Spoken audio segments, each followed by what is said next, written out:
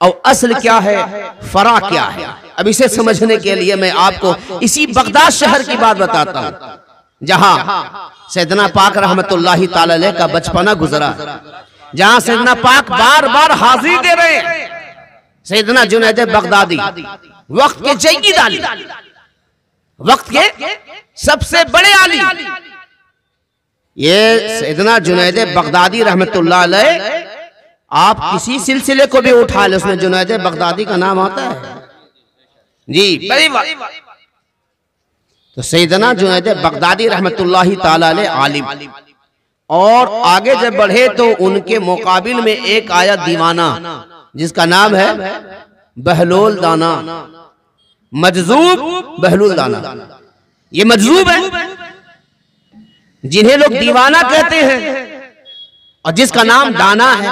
दाना कहते हैं अक्लमंद को, और उस अक्लमंद मजजूब बहलोल को लोग कहते हैं दीवाना।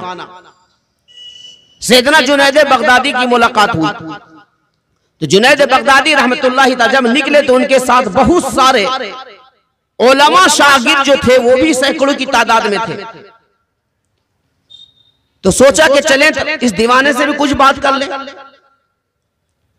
मजजूब हैं, अपने रमज में हैं, अगर उन्होंने कुछ दुआ कर दी तो बात पूरी हो जाएगी। तो पहले के उलमा का भी ये हाल होता था कि अपने इल्म पर फख्र नहीं करते थे, बल्कि इल्म हासिल करने के बाद अल्लाह वालों के करीब रहना चाहते थे, तकब्बुर नहीं आता था। तो सैयदना जुनैद बगदादी रहमतुल्लाह अलैह गए और जाने के बाद कहा अस्सलामु अलैकुम। तो बहलोल दाना ने कहा वालेकुम अस्सलाम, कैसा आना हुआ? तो जुनैद बगदादी फरमाते हैं कि मैं इसलिए आया हूं कि कोई मुझे नसीहत कर दे ताकि हम उस पर अमल करें। ये कौन कह रहे हैं? जुनैद बगदादी, अपने वक्त के सबसे बड़े आलिम, वक्त के सबसे बड़े आलिम जुनैद बगदादी। ये गौसुल आजम से भी पहले के वली है, गौस पाक से भी ऊपर के वली हैं, पहले के वली हैं। तो बहलोल दाना ने पूछा कि अच्छा आप कुछ सीखना चाहते हैं? जी हुजूर सीखना चाहते। तो अच्छा ये बताइए कि खाना खाने के आदाब आपको मालूम है? खाना खाने के आदाब मालूम है? अब जुनैद बगदादी आलिम, हम जैसों को आदाब मालूम है, 10-5 आदाब बता सकते हैं। तो जुनैद बगदादी जैसा कहा कि हुजूर मालूम है। कहा बताओ। तब उन्होंने आदाब बताना शुरू किया, खाने के आदाब। और मैं ये आदाब इसीलिए बता रहा हूं, जुनैद बगदादी तो बता चुके हैं, मैं आदाब इसलिए बता रहा हूं कि आपको भी कुछ मालूम हो जाए कि खाने के आदाब क्या हैं। तो जुनैद बगदादी ने कहा कि खाने के आदाब ये हैं कि सबसे पहले तो हाथ अच्छी तरीके से धोया जाए, कलाई समेत। अक्सर हम क्या करते हैं, खाना खाने की जब बात होती है तो हम उंगलियां धोते हैं। क्या धोते हैं? उंगली धोते हैं। और कभी कभी तो ऐसा करते हैं कि एक ही हाथ का धोते हैं, सोचते हैं दूसरे की जरूरत ही नहीं है, धोने की क्या जरूरत है।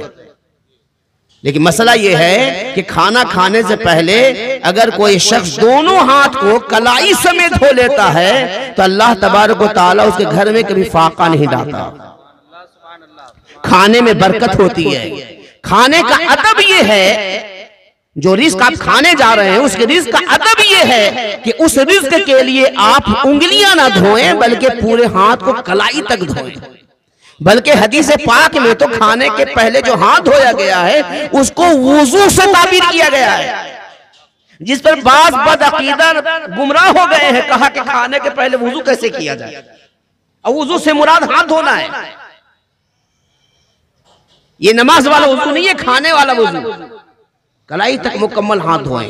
कहा हाथ धोना चाहिए, लाल दस्तरखान बिछाना चाहिए, दस्तरखान पर अपने करीब करीब का खाना चाहिए, खाते हुए दूसरे के खाने पे नजर नहीं रखना चाहिए। अब आप खुद एहतसाब करें कि हम क्या क्या कर रहे हैं, हाथ कितना धोते हैं, दस्तरखान बिछाते हैं कि नहीं बिछाते हैं, करीब से खाते हैं कि दूर से खाते हैं, खाते वक्त किसके किसके खाने पर नजर रखते हैं। मैं बताता जा रहा हूं, आप अपना एहतसाब करते जाएं और आज के बाद ये फैसला करने के जो कुछ सुना है हम अपनी जिंदगी में इनकलाब लाएंगे और कोई तब्दीली लाएंगे। तो क्या करना है? कहा कि करीब से खाना है, बिस्मिल्लाह पढ़ना है, और खाने के बीच में मुमकिन हो तो या वाजिदो वा या वाजिदो का जिक्र करना है, यानी अल्लाह का जिक्र करना है, अच्छी बातें करना है। हमारे एक ये भी गलत फहमी है कि खाना खाने के वक्त कोई बात करे तो कहते हैं कि खाने में बीच में बात नहीं करना चाहिए। नहीं, खाना खाने के वक्त अच्छी बातें करना चाहिए, बल्कि ना करना ये इस्लामी तरीका नहीं है। खाना खाने के दरमियान अच्छी बातें करनी चाहिए, अच्छी बातें करनी चाहिए। और फिर उसके बाद या वाजिदो या वाजिदो या वाजिदो, लुकमा खाने के दरमियान जो वक्फा आए तो या वाजिदो पढ़ना चाहिए। जो शख्स खाने के दरमियान या वाजिदो का विद करेगा, अल्लाह इज्जत हर लुकमे को उसके पेट में नूर बना देगा। या वाजिदो अगर पढ़ा तो हर लुकमा को अल्लाह पेट में नूर बना देगा, नूर बना देगा। और फिर उसके बाद कहा कि फिर उसके बाद जब खाना खाएं तो प्लेट को अच्छे से साफ कर लिया जाए, उंगलियां अच्छी तरीके से चाट लिया जाए। खाना खाने के बाद अल्हम्दुलिल्लाह कहा जाए, अल्लाह का शुक्र अदा किया जाए। फिर उसके बाद हाथ धोया जाए, दुआएं मांगी, सारी बातें बता दी। अब एक बात जहन में आगे मैं यूं भी बता देता हूं कि अक्सर हमारे यहाँ जब होता, जब मेहमान आते हैं, जब हाथ धोने की बात आई तो बात आ गई, और उलमाए कराम भी मौजूद हैं कि तवज्जो फरमाएंगे कि अक्सर हम जब खाने के दस्तरखान पर बैठते हैं तो बैठने के बाद अगर सबसे पहले जब हम हाथ धुलाना चाहते हैं तो आप जो पीर साहब हैं उनका हाथ धुलाते हैं, या जो सबसे बड़े आलिम हैं उनका पैर हाथ धुलाते हैं, या जो सबसे मुअज्जज मुकर्रम मोहतरम जिसको समझते हैं आप उनका पहले हाथ धुलाते हैं। हालांकि ये गलत है, हालांकि ये गलत है। ये हमारे उम्र रवाज है, हम पढ़े लिखे आगे पीछे सब एक सा हम हैं इस मामले में कि हम सबसे पहले बड़े को हाथ धुलाते हैं, जबकि ये गलत है। खाना खाने से पहले आप सबसे निचले तरीका, अगर कोई बच्चा है तो बच्चा को धुलाएं, फिर उसके बाद गैर आलिम है तो गैर आलिम को धुलाएं, फिर अगर आलिम है तो आलिम को धुलाएं, आलिम के बाद जिसे सबसे मुकर्रम मुअज्जम मोहतरम पीर आलिम मुफ्ती जिसे सबसे मोहतरम समझते हैं उनको सबसे बाद में धुलाएं। इसीलिए कि अगर पहले धुला देंगे तो सबका उन्हें इंतजार करना पड़ेगा,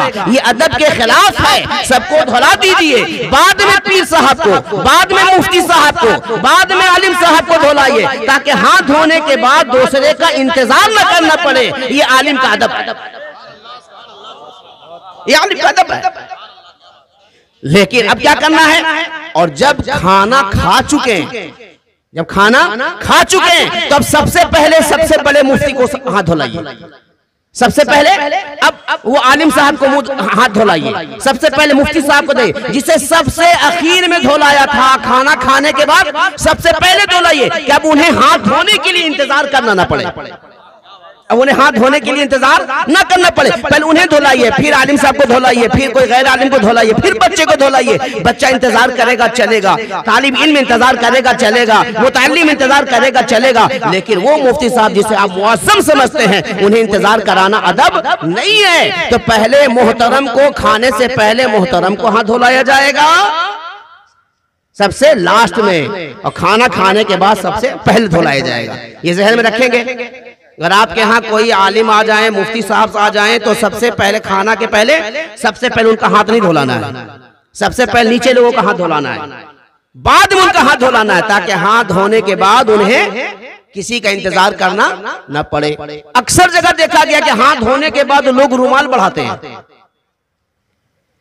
लोग रुमाल बढ़ाते हैं। खाना खाने से पहले जो हाथ धोते हैं उसे रुमाल से पोंछना नहीं है। आप पोंछने के लिए हाथ नहीं धोया है, खाना खाने के लिए धोया है। और आपको धोने के लिए यही कहा गया है कि आपके हाथ में वो पैगंबर आजम 1400 साल पहले जानते थे, जिस वक्त न दूरबीन था न खुर्दबीन था, उन्हें मालूम था कि जरासीम तैरते रहते हैं, हाथों में जरासीम लगा होता है। इसीलिए कहा खाना खाने से पहले अच्छी तरीके से हाथ धो लिया करो, ताकि ये बारीक जरासीम खत्म हो जाएं। और धोने के बाद अगर आपने कपड़े में पोंछ लिया तो कपड़े के फिर जरासीम आ जाएंगे। इसलिए आपको कपड़े से धोने की इजाजत नहीं है। हाथ धोने के बाद खाना खाना, खाना खाने के बाद जब हाथ धोएं फिर उसके बाद आप जो कपड़े से पोंछ सकते हैं, खुश कर सकते हैं। तो हजरत बगदादी ने सारी तारीफ बता दी। अब इतना हम जैसा कम इल्म शख्स बता रहा है तो जुनैद बगदादी ने कितनी अच्छी तारीफ बताई होगी। जुनैद बगदादी ने जो खाने के आदाब है कितना अच्छा बताया होगा, क्या हम महसूस कर सकते हैं। सारा कुछ बता दिया। और जब सारा कुछ बताकर चुप हुए, ये बहलोल दाना जिनका न कपड़ा अपने तहत में सही है, ना उनके हालात सही हैं, पैर में चप्पल नहीं है, वो गजबनाक हुए, खड़े हो गए। कहा जुनैद, तुम दुनिया में शोहरत हासिल कर चुके हो, बगदाद के सबसे बड़े आलिम बने हो, तुम्हें तो अभी खाना भी खाने नहीं आता है, तुम्हें तो अभी खाना खाने के आदाब भी नहीं मालूम है, और तुम यहाँ के सैयदु ताइफा बने बैठे हो, बड़े मुफ्ती बने बैठे हो। बहुत झाड़ा और नाराज इतने हुए कि अपने दामन को झाड़ा और सीधे चले गए, चेहरा भी नहीं देखा, नाराज हो गए। जुनैद बगदादी के पैरों तले जमीन खिसक गई कि जो मैंने बताया है सच बताया है, सही बताया है। कहा चलते हैं। जब आगे बढ़े तो पीछे से जो उनके उलमा शागिर्द थे, कहा हुजूर दीवाना, दीवाने के पीछे क्यों जाते हैं? जुनैद बगदादी फरमाते, तुम इसे दीवाना समझते हो? मुझ जैसा आलिम को इसने धचका दे दिया और कहा कि तुझे खाने का भी तरीका नहीं मालूम है और तुझे दीवाना समझते हो। वो दीवाना नहीं है, देखने में दीवाना है, वो अंदर से बहुत बड़ा दाना है। ये अपने खजाने में, सीने में बहुत बड़ा खजाना रखे हुए है, हम इसके पीछे जाएंगे। पीछे चले जुनैद बगदादी, वो जाकर आगे जाकर बैठ गए। जुनैद बगदादी गए, कहा अस्सलाम वालेकुम, जवाब दिया वालेकुम सलाम। कौन? तब जुनैद बगदादी अपना नाम बता रहे हैं। क्या बता रहे हैं? वो जुनैद अपनी तारीफ करा रहे हैं। क्या करा रहे हैं? वो जुनैद जिसे खाना खाने के आदाब भी नहीं मालूम, वो जुनैद जिसे खाना खाने के आदाब भी मालूम नहीं है। मैं रुक कर आपको बताना चाहता हूं कि ये जलसा, ये जुलूस, ये महफिलें किस लिए हैं? ताकि इल्म में इजाफा हो, कुछ हासिल करें। मैं बताना चाहता हूं, जुनैद बगदादी को जब उन्होंने कहा कि तुम्हें तो कुछ भी नहीं मालूम है, तो जुनैद बगदादी नाराज होकर भाग गए या पीछे गए? पीछे गए। अगर आज का कोई सेठ, आज का कोई पैसा वाला, आज का कोई ऐसा बड़ा शख्स जिसे मालूम नहीं है और मस्जिद के इमाम साहब कह दें कि तुम्हें कुछ भी नहीं मालूम है, तो वो सीखने नहीं जाएगा, वो पीछे सीखने के लिए नहीं जाएगा, वो पीछे पड़ जाएगा तो कब इसे निकाला जाए। कैसे बोला इसने? वो पीछे पड़ जाएगा कि इसे कैसे निकाला जाए, जबकि उसे पीछे पीछे इसलिए जाना चाहिए कि जाना जाए कि आखिर ये क्या बताना चाहते हैं। लेकिन हमारे अंदर गुरूर, तकब्बुर, घमंड, हम ही समझते हैं कि मेरी उम्र बढ़ रही है और हम मुफ्ती बनते चले जा रहे हैं। उम्र बढ़ने से कोई मुफ्ती नहीं बनता है, पढ़ने पढ़ाने से कोई मुफ्ती बनता है, मेहनत करने से इल्म हासिल होता है। मदरसे के 10 साल के बच्चे मुमकिन है कि आपके 80 साल के लोगों से ज्यादा जानता हूं। उम्र बढ़ना, उम्र से तजर्बा तो बढ़ता है, उम्र दराज से तजर्बा आप हासिल कर सकते हैं, लेकिन इल्म नहीं बढ़ता, इल्म सीखने से होता है। तो आज हमारे ऐसा नहीं है। और ये कहना कि वो जुनैद जिसे खाना खाने के भी आदाब मालूम नहीं है, ये तो हम उलमा के लिए भी बहुत भारी है। ये तो हम भी नहीं कह पाते हैं कि ये वाला मालूम नहीं है। जो पूछे सब मालूम है, चाहे गलत ही बता रहे हो। गुस्ताखी माफ हो, आज के हालात यही है। कोई ये कहने को तैयार नहीं है कि मुझे ये मालूम नहीं है, जबकि मुफस्सिरीन मुहद्दिसीन ये फरमाते हैं कि किसी मसले में किसी आलिम का ये कहना कि मुझे इसका इल्म नहीं है, गोया के वो इल्म वाला है। ये इल्म की निशानी है जो कहता है मुझे इसका इल्म नहीं है। तो इल्म हासिल करने के लिए आगे जब जुनैद बगदादी कहा कि फिर तुम क्यों आ गए? कहा हुजूर हम आपसे सीखने के लिए आए हैं। नाराज हो गए थे, पीछे पीछे चले, सीखने के लिए चले। कहा फिर क्यों आए? नाराज हो गए। इसे याद रखना चाहिए कि 2 चीजें हैं, जैसे कहा गया ना, इल्म बहुत जरूरी है। अगर कोई शख्स बगैर इल्म के इबादत करता है तो मुमकिन है कि 70 साल की इबादत के बाद भी जिस मुसल्ले पे खड़ा है मुसल्ले तक ही रह जाए, मुसल्ले तक ही रह जाए। और अगर उसने इल्म हासिल करके अगर वो मुसल्ला पे गया है, मुमकिन है कि हफ्तों में वो कहां से कहां पहुंच जाए। इसलिए कि एक आबिद और आलिम की फजीलत के तकाबुल में बहुत सारी अहादीस आई हैं, बातें आई हैं। मैं एक बात आपको बता देता हूं, बात समझ में आ जाएगी। एक आबिद इबादत करने वाले, मिसाल के तौर पर आप नमाज पढ़ते हैं, रात को तहज्जुद भी पढ़ते हैं, तस्बीह पढ़ते हैं, दुरूद भी पढ़ते हैं, किस लिए पढ़ते हैं? ताकि अल्लाह मुझसे राजी हो जाए। वजह यही है ना, अल्लाह मुझसे राजी हो जाए, अल्लाह मुझसे अजाब उठा ले और अल्लाह मुझे जन्नत अता फरमा दे। यही मकसद है ना, आप इसलिए नमाज पढ़ते हैं। और एक आलिम दिन भर इसलिए मेहनत करता है कि ये सारी कौम को अल्लाह ताला माफ फरमा दे, ये सारे कौम इल्म हासिल कर ले, ये सारी कौम जन्नत के हकदार बन जाए। तो आलिम कौम को जन्नत का हकदार बनाती है, आबिद खुद को जन्नत का हकदार बनाता है। जो खुद को जन्नत का हकदार बनाए वो एक तन्हा होता है, और आलिम तमाम को जन्नत का हकदार बनाने की कोशिश करता है। इसलिए आलिम का मकाम बुलंद है। वो कोशिश करता है सारे जन्नती हो जाएं, वो कोशिश करता है सारे सीख जाएं। तो कहा कि फिर क्यों आए? हुजूर सीखने के लिए आए। तो कहा अच्छा छोड़ो, खाना की बात छोड़ दो। बहलोल दाने कहा खाने की बात छोड़ दो, अच्छा बताओ सोने के आदाब, खाने के बाद छोड़ दो। अच्छा बात करने का आदाब मालूम है? गुफ्तगू करना आता है, उसके आदाब मालूम है?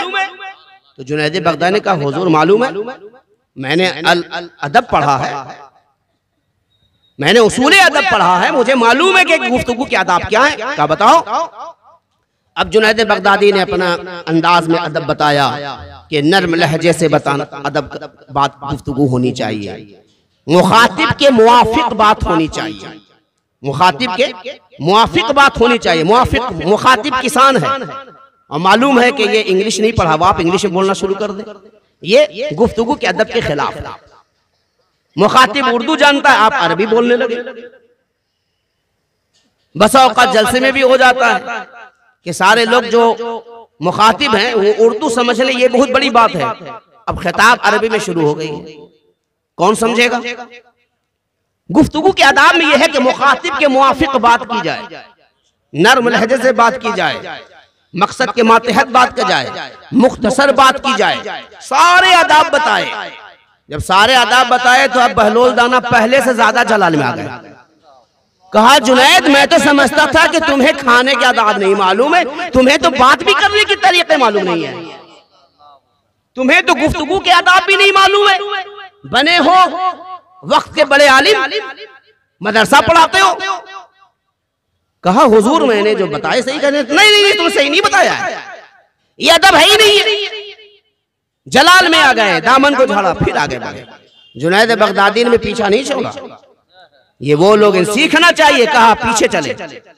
अगर आप जो एक तो सीखने वाले नहीं है हमें, और कुछ सीखने वाले हैं, इमाम साहब से कहा कि हजरत वुजू का ये मसला बता दें। और इमाम साहब को कोई जरूरी काम से कहीं जाना हो, और इमाम साहब ने कहा कि रहने दो अभी बाद में बताऊंगा, बार बार बोला तो झिड़क दिया, तो क्या आप बर्दाश्त कर लेंगे? ये तो एक मोहल्ले में एक तूफान, एक मीटिंग बैठ जाएगी, भाई वुजू का मसला पूछने गए थे, इमाम साहब ने झिड़क दिया। और आपको ये ख्याल नहीं कि इमाम साहब को इस्तिंजा लगा है, या बैतुल खला की हाजत है, या पेट में दर्द है, या कहीं जाना है, या कोई जरूरी काम है, उसका ख्याल आपको नहीं है। हमें क्यों झाड़ दिया, हमें क्यों झाड़ दिया, हमें क्यों रोक दिया? तो क्या आप जुनैद बगदादी से ज्यादा बड़े आलिम बन गए? जुनैद बगदादी तो बहलोल दाना के पीछे पीछे जा रहे हैं, और आप एक बार रोक देने पर आप उनसे नाराज हो गए, हसद रखने लगे, कीना रख लिया। जुनैद बगदादी वाला मिजाज बनाइए, जुनैद बगदादी वाला मिजाज बनाइए कि अगर कोई कहे तुम्हें नहीं आता है तो फिर उसके पीछे पड़ जाइए कि फिर जो नहीं आता है तो बताइए कि मुझे क्या नहीं आता है, सीखते रहिए। सुभान अल्लाह, नारे तकबीर, नारे रिसालत, सुभान अल्लाह, सुभान अल्लाह। मिजाज जुनैद बगदादी का बनाई, जुनैद बगदादी पीछे पीछे चले। तो उनके साथ जो उलमा थे हर जमाने वैसे होते हैं। कहा हुजूर दीवाने के पीछे क्या पढ़ते, क्या हम लोग ने नहीं पढ़ा है? आपने जो भी कहा है सही कहा है, हम लोग का वही दे रहे हैं कि आपने जो बात बताई है, जो अदाब बताए हैं, बिल्कुल सही बताए हैं, जाने की जरूरत नहीं है। तो जुनैद बगदादी कहते हैं कि तुम चुप रहो, जो मुझे ये कह रहा है कि तुम्हें ये भी नहीं आता है तो यकीनन उसके अंदर कुछ है जो वो जान रखा है, उसका पता लगाना है कि आखिर वो क्या है। जो मेरे जहन में नहीं है और उसके जहन में है। कहा हुजूर वो आलिम थोड़ी है, वो मदरसा पढ़ा है। ये बात याद रखिएगा, वली के लिए आलिम का होना जरूरी है, वली के लिए आलिम का होना जरूरी है, लेकिन आलिम के लिए जरूरी नहीं है कि वो 12 साल मदरसा में, जरूरी नहीं है कि वो रोटी और दाल खाए तभी आलिम बने। 12 साल हो सकता है कि कोई शख्स 4 साल में भी आलिम बन जाए, और हो सकता है कि एक वली ऐसे भी गुजरे हैं कि खेत में हल जोत रहे थे, घर आए, एक अमल अल्लाह को ऐसा पसंद आ गया कि अल्लाह तबारक व तआला ने उनके सीना में सकीना अता फरमा दिया, दिल को खोल दिया, और वह भी इल्म अता फरमा दिया, वह भी इल्म अता फरमा दिया। तो वली कभी आलिम, गैर आलिम कभी वली नहीं बन सकता है, लेकिन मुझे मालूम नहीं पड़ पाता है कि ये इल्म इन्होंने सीखा कहां से। मालूम का ना होना, आपको मालूम नहीं है, लेकिन वो आलिम है, वो आलिम है। जुनैद बगदादी पीछे पीछे चले, और जाने के बाद वो गुस्से होकर नाराज हो गए थे। और नाराज किस बात पर हुए कि आलिम हो कि मालूम नहीं है इसको, इतने बड़ा आलिम और इसको अदब नहीं मालूम, इस पर नाराज हुए। पता ये चला कि बड़े लोगों का नाराज होना इस बात पर कि आपको ये मालूम नहीं है, ये बड़ों का तरीका होता है। हमें ये चाहिए कि हम उसे नाराज ना हो, बल्कि हम उनके कदम में जाएं और कहें कि भाई हमें बताइए कि आखिर क्या मसला है। जुनैद बगदादी फिर गए वहां, और जाने के बाद कहा अस्सलामु अलैकुम। बहलुल ने जवाब दिया, कहा कौन? तब जुनैद बगदादी कह रहे हैं वो जुनैद जिसे न खाने का आदाब मालूम है और न जिसे बात करने का आदाब मालूम है। वो जुनैद जिसे न खाने के आदाब मालूम है न जिसे बात करने के आदाब मालूम है। तो गुस्से में कहते फिर यहाँ क्यों आए हो, यहाँ क्यों आए हो? कहा हुजूर मैं आपकी बारगाह में आया हूं, इस्लाह के लिए आया हूं, और आप नाराज हो रहे हैं। तो बहलुल ने कहा अच्छा छोड़ो, ये बड़े लोगों की एक निशानी ये होती है, जो अल्लाह वालों की उनकी निशानी ये होती है कि वो गुस्सा बड़ी तेज होते हैं तो नर्म भी बहुत जल्दी हो जाते हैं। गुस्सा इसलिए नाराज होते हैं, नाराज इसलिए जल्दी हो जाते हैं कि हक बात के खिलाफ वो कभी बर्दाश्त नहीं कर पाएंगे, और जब मखलूक उनके पास आ जाए तो फिर वो अपने अखलाक करीमाना से भी बाज नहीं आएंगे, इसलिए वो नाराज भी जल्दी हो जाते हैं और जल्दी खुश भी हो जाते हैं। तो कहा कि वो जुनैद जिसे न खाने के आदाब मालूम है और जिसे बात करने के आदाब नहीं मालूम है, तो नाराज होते हुए कहा अच्छा ये बताओ सोने आता है, सोने के आदाब मालूम है? अब इतने बड़े आलिम को, जुनैद बगदादी जैसे आलिम को कहां उठाया, कहां लेकर आ गए? सोने पर लेकर आए, बिस्तर पर लेकर आ गए। सोना आता है, सोने का आदाब मालूम है? तो कहा हुजूर सोने का आदाब मालूम है। तो कहा बताओ। तो कहा सोने का आदाब यह है कि इशा के बाद जल्द सोया जाए। ये आप लोग तवज्जो देखिएगा, ये आदाब जो है बताए जा रहे हैं, इस पर देखिएगा, तवज्जो दीजिएगा। इशा के बाद जल्द सोया जाए, बिस्तर झाड़ कर सोया जाए। बिस्तर का झाड़ना क्या है? सुन्नत है। एक यहूदी ने जब ये सुना कि पैगंबर इस्लाम ये कहते हैं कि सोने से पहले बिस्तर झाड़ लिया जाए, सोने से पहले बिस्तर झाड़ लिया जाए, पानी पीने से पहले पानी देख लिया जाए, इसमें कौन सा मसला है? सोचा कि चलो आज ठीक है, हम मुसलमान तो नहीं है लेकिन कर लेते हैं। ये इत्तेफाक देखिए कि उसने जब बिस्तर झाड़ा तो बिस्तर से बिच्छू निकला, बिस्तर से बिच्छू निकला, दिल की दुनिया बदल गई। उसने कहा एक सुन्नत पर अमल किया है तो अल्लाह ने एक जहर से बचा लिया है, अगर सब सुन्नत पर अदा करेंगे तो अल्लाह हमें कुफ्र की दलालत से बचा लेगा।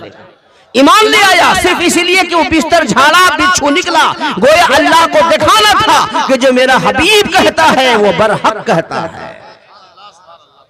बिस्तर को झाड़ लिया जाए, मुमकिन है कोई कीड़े मकोड़े आ जाए, बिस्तर को झाड़ लिया जाए, बावजू हो जाया जाए, सीधे करवट पर सोया जाए, फिर सोने के सारे आदाब बताए, सूरे मुल्क पढ़ लिया जाए, सूरे वाक़या की तिलावत कर ली जाए, बेहतर से बेहतर आदाब बताए। और जब आदाब बताकर चुप हुए तो सैयदना बहलुल दाना बिल्कुल खड़े हुए, चेहरा सुर्ख हो गया, लाल हो गए, और इरशाद फरमाया खाना तो खाना, बात तो बात, तुम्हें तो सोने के आदाब भी नहीं मालूम, तुम्हें तो सोने के मालूम, तुम सोने के लायक नहीं। इंसान जब कोई किसी काम करना होता है तो आदमी कहता है जाकर सो जाओ। बहलोल दाना फरमाते हैं कि ऐ जुनैद, तुझे अफसोस है तुझ पर कि तुझे सोने के भी आदाब नहीं मालूम है, और बने हो फकीह बगदाद, सैयदुत ताइफा। और जुनैद बगदादी सब बर्दाश्त कर रहे हैं, जुनैद बगदादी सब बर्दाश्त कर रहे हैं, नाराज नहीं हो रहे हैं कि जहां मेरे पीछे सैकड़ों उलमा हाथ बांधे खड़े हैं और यहां रुसवाई हो रही है, इसकी रुसवाई की तरफ तवज्जो नहीं है। तवज्जो ये है कि दीन सीखना है, चाहे मुझे इसके लिए कोई भी कीमत चुकानी पड़े, कोई भी कीमत चुकानी पड़े, दीन सीखना है। कहा जुनैद, तुझे सोने के भी आदाब नहीं मालूम है। अब चूंकि जुनैद बगदादी भी आलिम थे, अब उन्होंने यहां उन्होंने अपनी गुफ्तगू का आगाज किया। चूंकि आप भी जब आलिम हैं तो आप भी मंतिक जानते हैं, आप भी फलसफा जानते थे, तो जुनैद बगदादी ने डरते डरते मंतिकी बात की। कहा हुजूर, आपने कहा कि जुनैद तुझे खाने के आदाब नहीं मालूम है, और आपने ही कहा कि तुझे गुफ्तगू के आदाब नहीं मालूम है, और आपने ही कहा कि तुझे सोने के भी आदाब नहीं मालूम है, तो अब आप पर बताना वाजिब है, अब आप पर बताना वाजिब है। यानी यहां से ये भी बात है कि किसी पर बगैर जाने उंगली उठाना ये सही नहीं है। जानते नहीं है उंगली उठा रहे हैं, ये नहीं, जानते हो फिर उंगली उठाएं, और जब वो आपके पास पलट कर रुजू करे तो फिर उसके बताएं। इसलिए कि अगर कोई ना जानने वाला जानने वाले के पास आए तो उसको बताना उस पर वाजिब हो जाता है, वाजिब हो जाता है। तो कहा हुजूर, हमें आपने कहा कि ये नहीं मालूम है, तब आप पर बताना वाजिब है। जब ये कहा तो जुनैद बगदादी के कहने पर बहलोल दाना का जो जलाल था वो कम हो गया। खड़े थे, बैठ गए। ये बहलोल दाना पहले के लोग इल्म वाले थे, थोड़ी उनके लिए बिस्तर लगाना और मसनद बिछाना जरूरी था। बड़ी बड़ी तालीमी गुफ्तगू वो सहरा में कर लेते थे, खेतों में कर लेते थे। बैठ गए, कहा बैठ जाओ, सारे बैठ गए। कहा अच्छा मैं बताता हूं कि क्या है। तो जुनैद बगदादी ने कहा अच्छा बताओ, मैं क्या बताऊं, कहां से बताऊं। तो जुनैद बगदादी ने कहा हुजूर, जहां से आपने शुरू किया वहीं से बताइए। आपने कहा कि तुझे खाने के आदाब नहीं मालूम है, और हमने अपने हिसाब से सही सही बताया है। तो फिर मुस्कुराए, तबस्सुम रेज हुए, अंदाज अपनाया और कहा कि जुनैद, तूने जो आदाब बताए हैं ना, सारे आदाब सही हैं। जो तूने आदाब बताए सारे आदाब सही हैं, लेकिन असल नहीं है। आदाब सही हैं लेकिन असल नहीं है, सब फरा हैं, सब नकल है तो सही लेकिन असल नहीं है। तो जुनैद बगदादी की और अचंभे में पड़ गए कि ये दीवाना सही भी बता रहा है और कहता है कि असल नहीं है। कहा हुजूर बात समझ में नहीं आई। कहा कि हर चीज के सही होने के लिए जरूरी नहीं है कि वो असल हो, सही होने के लिए जरूरी नहीं है कि वो असल हो। असल अलग चीज है, सही होना अलग चीज है। तुमने जो आदाब बताए हैं सब सही है लेकिन असल नहीं है। कहा कि हुजूर तो असल क्या है। कहा कि तुमने जो आदाब बताए हैं कि खाना खाने से पहले हाथ धो लिया जाए, दस्तरखान बिछा लिया जाए, छोटे छोटे लुकमे खाई जाएं, 3 उंगलियां से खाना चाहिए, करीब से खाना चाहिए, नजर नहीं रखनी चाहिए, फिर बाद में वाजिया वाजिदो पढ़ना चाहिए, अच्छी गुफ्तगू करनी चाहिए, खाने के बाद प्लेट साफ करना चाहिए, उंगलियां चाट लेना चाहिए, दस्तरखान पर गिरे हुए दाने को उठा लेना ये घर में बरकत लाने वाली चीज है, इसलिए दस्तरखान पर गिरे हुए दाने को उठाकर खा लेना चाहिए, बाद में अल्लाह का शुक्र अदा करना चाहिए। ये सारी बात तुमने बात जो की है तो सही लेकिन असल नहीं है, ये फरा है। असल ये है कि जिस खाने के तुम आदाब बता रहे हो उस खाने को देखना पड़ेगा वो हराम है कि हलाल है, वो हराम है कि हलाल है। अगर हराम खाना रखा हुआ है तो तुम्हारे हाथ धोने का कोई फायदा नहीं है। हराम खाना है, बिस्मिल्लाह पढ़ने का कोई फायदा नहीं है। हराम खाना रखा हुआ है, लाल दस्तरखान बिछाने का कोई फायदा नहीं है, या वाजिदों पढ़ने का कोई फायदा नहीं है। बात तो तुम सही कर रहे हो, लेकिन असल की तरफ नहीं आ रहे हो। अगर खाना हलाल हो तो सारे आदाब कार आमद हैं, और खाना अगर हराम हो तो सारे आदाब बेकार।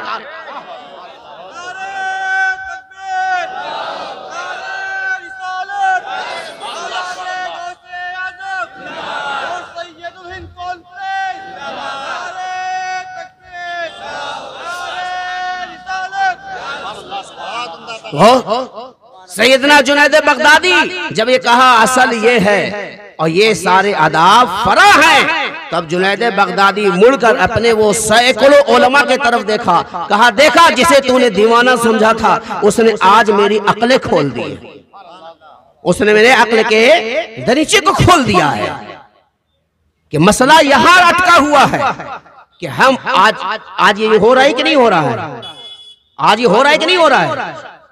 पैसा मार के मकान बनाते हैं, हाजा मिन फजल रब्बी लिखते हैं। कमाल का तजर्बा है आपका, कमाल का। देखा किसे धोखा दे रहे हैं? अल्लाह को धोखा दे रहे हैं। पैसा मार लिया, जमीन मार लिया, कब्जा कर लिया, भाई का हक मार लिया, बहन का हक मार लिया, माँ बाप को पैसा नहीं दे रहे, मकान बनाए, क्या लिखा? हाजा मिन फजल रब्बी, ये मेरे रब का फजल है। माज़अल्लाह, क्या तुम्हारे रब का फजल है कि चोरी बन के बना कर चोरी करके मकान बनाओ? ये रब का फजल है जो माल मार के मकान बनाओ? कर्जा नहीं दे रहे हो, दूसरा महला चढ़ा रहे हो, ये रब का फजल है? ये तुम्हारी गुमराही है। करते कुछ हो, दिखाते कुछ हो, तो असल की तरफ आए। बहलोल दाना कहते हैं कि बात तो तुम सही कर रहे हो, लेकिन असल की तरफ नहीं आ रहे हो। पहले देखो खाना हराम है कि हलाल है। हलाल है सब ठीक है, और हराम है तो फिर कोई फायदा नहीं। हराम है तो अफसोस ये है कि आज हमारा नजरिया ये हो गया है कि हम सिर्फ हराम क्या समझते हैं? कुत्ता, बिल्ली, चूहा और ये जो जानवर हैं, सारे जानवर, चंद जानवर के अलावा सब हराम है। ऐसा नहीं है। हलाल जानवर भी हराम पैसा खरीदने से वो हलाल जानवर भी हराम हो जाता है। बकरा हलाल है, चोरी से आप ले आएंगे तो बकरा भी हराम हो गया। और आप क्या समझते हैं? बकरा तो हलाल है, कुरान में लिखा हुआ हलाल, हदीस में लिखा हुआ हलाल। तो अब बकरा, सारा बकरा हलाल नहीं होगा। हलाल पैसे से खरीदा हुआ बकरा हलाल होगा, हराम से खरीदा हुआ हराम ही रहेगा। तो असल तो उसकी हलाल है, आपने हराम पैसे से खरीद के हराम कर दिया। तो कोई जरूरी नहीं है कि सही चीज भी असल हो। बकरा तो सही है, लेकिन असल अगर हराम से खरीदा है तो असल तो नहीं है, वो हलाल तो नहीं है। लेकिन अगर लोगों के सामने रखेंगे तो हर कोई कहेगा ये हलाल है, ज़िबा करो, खा सकते हो। लेकिन कहां से आप खरीदा है ये आपको मालूम है। तो आपने कहा कि हुजूर ये बात तो समझ में आ गई, अच्छा ये बताइए कि वो गुफ्तगू का मसला क्या है? तो कहा कि जुनैद उसके भी आदाब तुमने सारे तो अच्छे बताए, आदाब तुमने सब सही बताए हैं, लेकिन वहां भी तुम गलती कर गए कि सब सही तो बताया लेकिन सब फरा, फरा माना नक़ल, असल के मुकाबिल असल नहीं बताया। जो असल है वो नहीं बताए, सब बता दिया, असल नहीं बताया। तो कहा हुजूर उसका असल क्या है?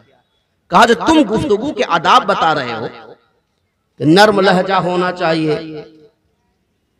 तो जितने बड़े बड़े दलाल जिन्होंने पैसा मारा है उनका नर्म लहजा नहीं होता है क्या? सबसे ज्यादा नर्म लहजा तो दलालों का होता है, जो सैकड़ों रुपया, हजारों लाखों रुपया आपसे ले लेते हैं और लेके खा के भाग जाते हैं। उनका लहजा देखिए, आपके घर में ऐसी बात करेगा कि आपके रखे छुपे हुए पैसे को निकाल लेगा। 1 लाख दीजिए, 10,000 रुपया हर महीना। भारत नगर में एक नहीं, सारे घर फंसे हुए, इल्ला माशाअल्लाह। 20 लाख रुपये लगाइए, हर महीने 50,000 मिलेगा। तो वो क्या गुस्से में आके बोलता है? लहजा इतना अच्छा होता है कि ना चाहते हुए भी देने का दिल करता है। अंदाज इतना अच्छा होता है, अखलाक इतना अच्छा होता है। तो आप ये ना देखें, हम ये समझते हैं कि अखलाक हुजूर हुजूर करने का नाम अखलाक है। नहीं, शरीयत में हक पर कायम रहने का नाम अखलाक, हक पर कायम रहने का अखलाक है। झूठ को अगर नर्म लहजे में भी बोला जाए तो क्या वो अखलाक है? वो धोखा बन जाएगा। वो अखलाक नहीं कहलाएगा।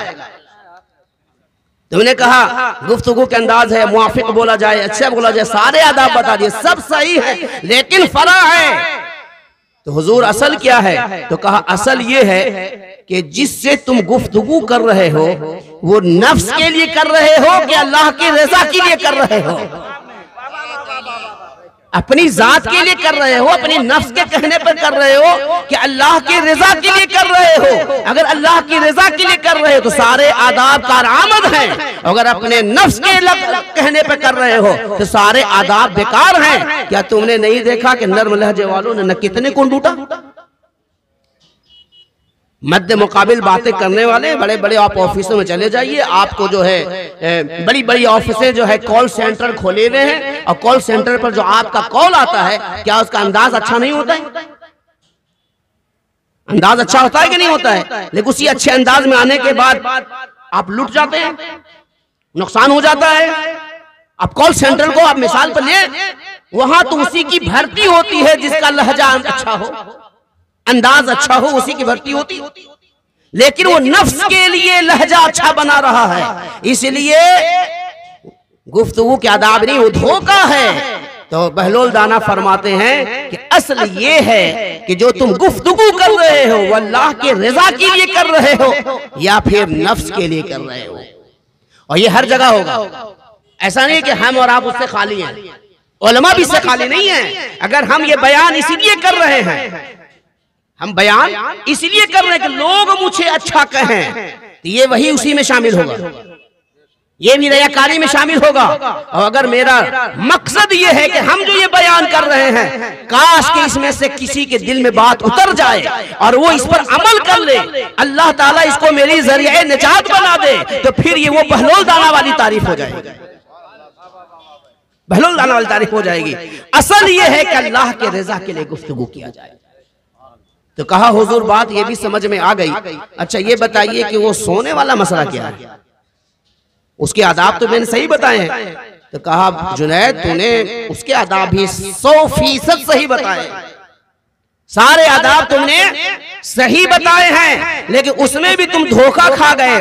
बताया सही लेकिन असल से दूर हो गए, सारे के सारा फरा बताया। तुमने बताया जल्दी सोना, बिस्तर झाड़ना, वुजू कर लेना, सूरे मुल्क की तिलावत कर लेना, सूरे वाक़िया पढ़ लेना, सीधे करवट सोकर दुरूद पढ़ते हुए सोना, कुल अल काफिरून पढ़ लेना, सोएम कलमा पढ़ना, तस्बीह अली पढ़ लेना, सब तुमने बताया। ये है तो बात सही, लेकिन असल नहीं है। असल ये है कि सोने से पहले ये पता लगाओ कि तुमने किसका किसका दिल दुखाकर सोने की तैयारी की है, तुमने किसका दिल दुखा के सोने की तैयारी की है। माँ नाराज बैठी है, यहाँ सूरे मुल्क की तिलावत हो रही है, बाप से महीना भर बात नहीं हो रही, सूरे वाक़िया की तिलावत हो रही है, वहाँ लोगों का हक मार के आए हो, यहाँ वुजू करके बिस्तर झाड़ रहे हो। बताओ सोने से पहले ये आदाब कब काम आएंगे? जब तुम इसका मुहासबा करो कि हम जो सोने जा रहे हैं न जाने फिर नींद खुले न खुले, अल्लाह मुझे फिर जिंदा करे न करे कि ये नींद मेरी आखिरी नींद होगी। पहले हम एहतसाब करें, तौबा कर लें, किसी का दिल दुखाया है तो माफी चाह ले। इसलिए कि असल ये नहीं है कि तुम वुजू कर लो, असल ये है कि पहले दिल को वुजू करा लो ताकि तुम्हारा दिल पाक हो जाए, फिर उसके बाद ये आदाब कारआमद होंगे। और अगर तुमने इसका ख्याल नहीं किया तो फिर कोई काम नहीं आने वाला है।